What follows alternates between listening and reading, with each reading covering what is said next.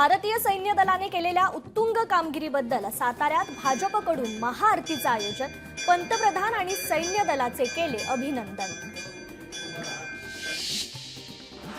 भारतीय सैन्याने ऑपरेशन सिंदूर राबवण्याच्या समर्थनार्थ नागपुरात मशाल रॅली, बजरिया मित्र परिवारातर्फे ही मशाल रॅलीचं आयोजन। भारतीय सैन्याच्या पराक्रमाचे मीरा भाईंदर शहरात मोठ्या उत्साहात स्वागत, परिवहन मंत्री प्रताप सरनाईक यांच्या कार्यालयात शिवसेनेच्या वतीने आनंदोत्सव साजरा। मुंबईत बजरंग दलाकडून हल्ल्याचे स्वागत करण्यात आले, पेढे वाटत जल्लोष साजरा करण्यात आला।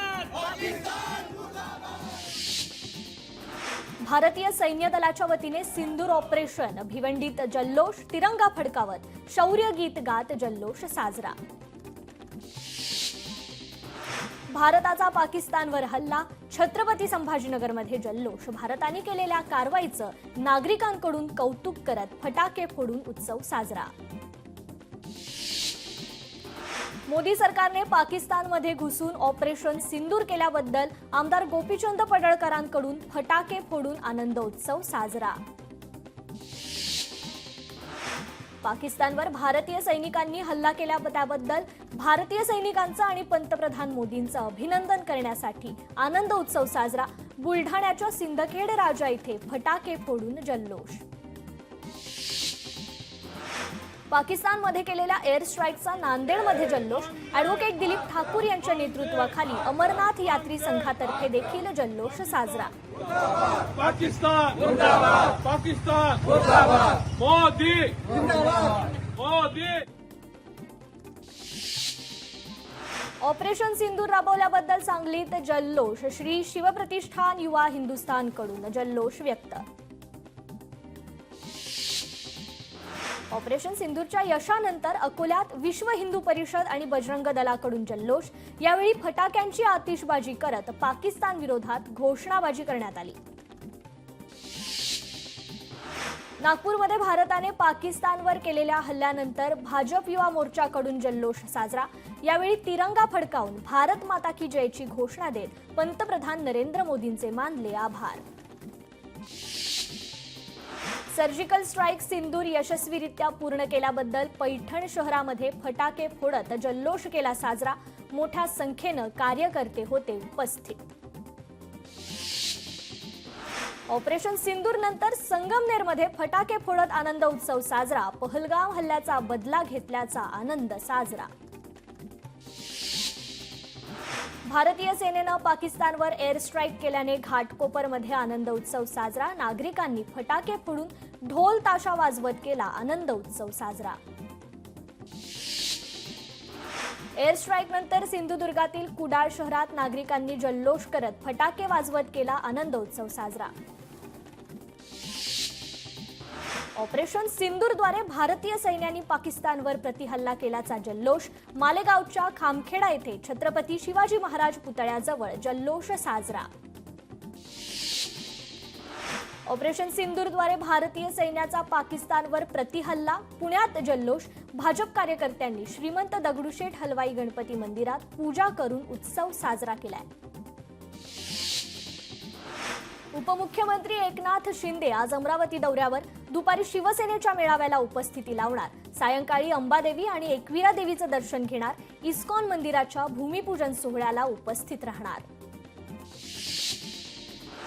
अमरावती जिल्ह्यातील ठाकरे गटाच्या माजी नेत्या प्रीती बंड आज शिंदेंच्या शिवसेनेत पक्षप्रवेश करणार, उपमुख्यमंत्री एकनाथ शिंदे यांच्या उपस्थितीमध्ये शिवसेनेत प्रवेश करणार आहेत। स्थानिक स्वराज्य संस्थांच्या निवडणुकीसाठी भाजपा ॲक्शन मोडवर, भाजपच्या मंडल कार्यक्षेत्रात बदल करण्याचा निर्णय, मुंबईत आता 36 ऐवजी 108 मंडल अध्यक्षांची नियुक्ती, जिल्हाध्यक्षपदी 45 ते 60 वयोगटातील ज्येष्ठ व्यक्तींची नियुक्ती, कोर कमिटीच्या बैठकीत निर्णय। नवी दिल्लीत आज केंद्रीय सरकारची सर्वपक्षीय बैठक, सकाळी 11 वाजता संसदेच्या लायब्ररी बिल्डिंगमध्ये बैठकीत सर्व पक्षातील खासदारांना ऑपरेशन सिंदूरची माहिती दिली जाईल। ऑपरेशन सिंदूरचं सामनातून कौतुक. पाकिस्तान जगाला भार धरलेली दहशतवाद्यांची भूमी. दहशतवादी पाकिस्तानाच्याच आश्रयाला कसे येतात? कोणी निरपराध नागरिकांचे प्राण घेत असेल तर युद्धाचा मार्ग स्वीकारावा लागतोच. सामनातून कारवाईचं कौतुक. मालेगाव बॉम्बस्फोटातील आरोपी साध्वी प्रज्ञा सिंगबाबत आज सुनावणी उच्च न्यायालयात. आज सुनावणी 2008 मध्ये मालेगाव ब्लास्ट प्रकरणाची सुनावणी पूर्ण. सुनावणीनंतर न्यायालयानं निकाल राखून ठेवला. न्यायालय आज निकाल देण्याची शक्यता. मुंबईतील श्री सिद्धिविनायक गणपती मंदिरात आज विशेष आरती संपन्न. ऑपरेशन सिंदूरच्या यशस्वीतेच्या अनुषंगानं आयोजन. सोलापुरात गृहराज्यमंत्री योगेश कदम यांच्या हस्ते आदर्श संस्थाचालक म्हणून अभिजित ढोबळे यांचा गौरव. एकनाथ स्वाभिमानी शिक्षक सेनेचा सोलापुरात मेळावा. राज्यातील सर्व ITI-मध्ये आपत्ती व्यवस्थापनाचे धडे. भारत पाक संघर्षाच्या पार्श्वभूमीवर मंत्री मंगल प्रभात लोढांचा निर्णय. कोपरीच्या राजमाता जिजाऊ शासकीय ITI-मधून सुरुवात. माजी पोलीस महासंचालक प्रवीण दीक्षित मार्गदर्शन करणार. विद्यार्थ्यांना सिव्हिल डिफेन्स आणि आपत्ती व्यवस्थापनाचे धडे. अनिरुद्धाज अकॅडमी ऑफ डिझास्टर मॅनेजमेंट देणार प्रशिक्षण. पुण्यात फुकट्या प्रवाशांची संख्या वाढली. 3.5 लाख प्रवाशांचा रेल्वेने फुकट प्रवास. रेल्वेने वसूल केला 19 कोटींचा दंड. हिंगोलीत जिल्ह्यात 9 गावांच्या जलजीवनच्या कामांना सुधारित मान्यता. पाणी पुरवठा योजनांच्या कामांना मिळणार गती. दिव्यांग संघटनेकडून साताऱ्यात बेमुदत उपोषण सुरू. लोकप्रतिनिधींनी दिव्यांगांसाठी 5% राखीव असलेला निधी खर्च करावा. यास विविध मागण्यांसाठी बेमुदत उपोषण. खरीप हंगाम 2024 मध्ये परभणी जिल्ह्यातील लाखो शेतकऱ्यांना डावललं. लोकप्रतिनिधी शेतकरी यांच्यासोबत जिल्हाधिकाऱ्यांची विमा कंपनी प्रतिनिधीसोबत बैठक. जिल्ह्याला 100% पीक विमा देण्याच्या जिल्हाधिकाऱ्यांकडून सूचना.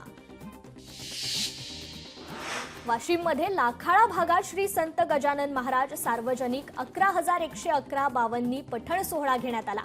हजारो भाविकांनी घेतला महाप्रसादाचा लाभ. मोहिनी एकादशी निमित्त पैठणमध्ये महिला भाविकांची पैठण ते आपेगाव पायीवारी. महिलांनी घेतले संत ज्ञानेश्वर महाराजांचे दर्शन.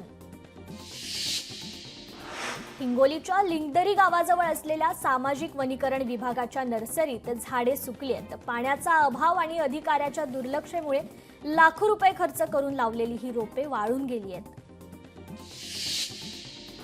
चंद्रपूर जिल्ह्यात अल्ट्राटेक सिमेंट कंपनीसमोर रस्त्याची मागणी. ग्रामस्थांसह आमदारांचाही ठिय्या आंदोलन. पैठणमध्ये कृषी सहाय्यकांचे विविध मागण्यांसाठी कृषी कार्यालयासमोर बेमुदत धरणे आंदोलन. मागण्या मान्य न झाल्यास तीव्र आंदोलन करण्याचा इशारा. ताडोबा अंधारी व्याघ्र प्रकल्पात वन्यजीव गणना. 12 मे रोजी मचान वन्यजीव गणना. गणनेसाठी प्रति व्यक्ती 4,500 रुपये रक्कम. केंद्र सरकारच्या आदेशानंतर वाराणसीत मॉकड्रिलची तयारी. श्वान पथक, अग्निशमन दल, पोलीस सज्ज. उरणच्या मोरा बंदराजवळ आपत्तीजन्य परिस्थिती निर्माण झाल्यास त्यापासून बचाव करण्यासाठी मॉकड्रिलचं आयोजन. प्रशासनातर्फे सायरन लावण्यात आले असून नागरिकांना सतर्क राहण्याचे निर्देश. ऑपरेशन सिंदूरमुळे झालेल्या नुकसानीचे फोटो समोर. मॅक्सार टेक्नॉलॉजीचे सॅटेलाइटचे फोटो समोर. बहावलपूरमधील जामिया मशिदीचे आणि मुरिदके शहराचे फोटो. भारतीय क्षेपणास्त्रामुळे झालेले नुकसान सॅटेलाइट फोटोंमध्ये दिसून आलंय. पाकिस्तानचे 9 तळ बेचिराख करण्यासाठी राफेल विमानांचा वापर. राफेल विमानांनी तळांवर डागली स्काल्प क्षेपणास्त्र. 500 किलोमीटर अंतरावर मारा करण्याची स्काल्पची क्षमता. 1000 किलोमीटर प्रति तास वेगाने मिसाईल करत मारा. स्फोटांमुळे पाकिस्तानातील लाहोर हादरलं. पाकिस्तानच्या लाहोरमध्ये 3 स्फोट. स्फोटांमुळे नागरिकांची पळापळ. जम्मूच्या काही भागातील शाळा आज बंद. जम्मू, सांबा, कठुआ, राजौरी आणि पुंछमध्ये आज शाळा बंद. शाळा, महाविद्यालय, शैक्षणिक संस्थाही आज बंद. खबरदारी म्हणून शिक्षण संस्था बंद ठेवण्याचे आदेश. राजधानी दिल्लीमध्ये हाय अलर्ट जारी. दिल्लीत सर्वत्र पोलिसांसह निमलष्करी दल तैनात.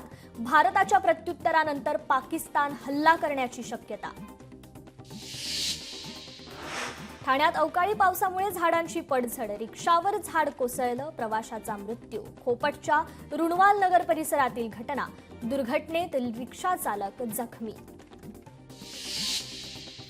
मुंबईसह उपनगरांमध्ये काल सकाळपासूनच अवकाळी पावसाने जोरदार हजेरी लावली. आज सकाळीही पावसाचं वातावरण असून पावसाची शक्यता वर्तवण्यात येते. ठाणे, पालघर आणि रायगड जिल्ह्यात सतर्कतेचा इशारा देण्यात आलाय. जोरदार वाऱ्यांसह पावसाचा अंदाज हवामान विभागाने व्यक्त केलाय. कोकण रेल्वेचं मान्सून वेळापत्रक जाहीर. 15 जून पासून कोकण रेल्वेच्या गाड्यांच्या वेळांमध्ये मोठा बदल. गाड्या पूर्वीच्या वेळेपेक्षा लवकर किंवा उशिरा सुटणार. महाराष्ट्रासाठी आनंदाची बातमी. यंदा 10 दिवस आधीच मान्सूनचं आगमन होणार. 13 मे पर्यंत अंदमान निकोबारमध्ये मान्सून दाखल होणार. नाशिकमध्ये गेल्या 2 दिवसांपासून अवकाळी पाऊस. पावसामुळे शेती पिकाचं मोठ्या प्रमाणात नुकसान. सुमारे 2000 हेक्टरवरील शेती पिकाचं नुकसान झाल्याची माहिती. ठाणे सायबर पोलिसांच्या 2 शिपायांना अटक. खासगी गुप्तहेर संस्थांना सीडीआर वकिलाचा आरोप.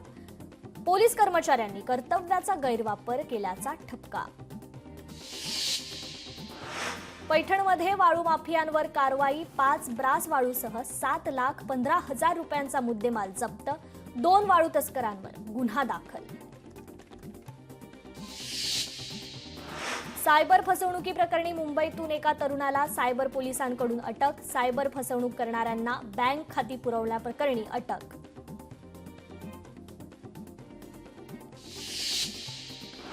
हिंगोली बस स्थानकात शिक्षिकेच्या बॅगमधील दागिने चोरट्याने पळवले.